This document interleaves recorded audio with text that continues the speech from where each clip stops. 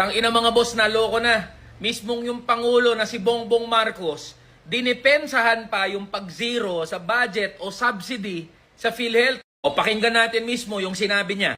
That is, we do not want to subsidize it is because it is the subsidy with lang doon sa bank account ng PhilHealth. Sa tingin mo, Mr. President, anong mensahe ang pinaparating mo sa amin na ordinaryong Pilipino?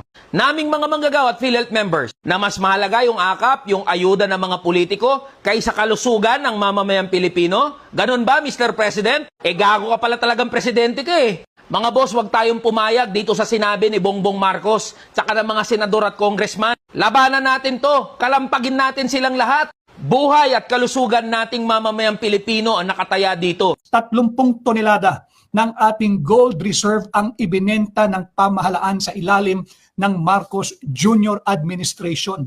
Mali yung sinasabi ni Yusek Claire Castro na ligtas ang presidente dito. Hindi.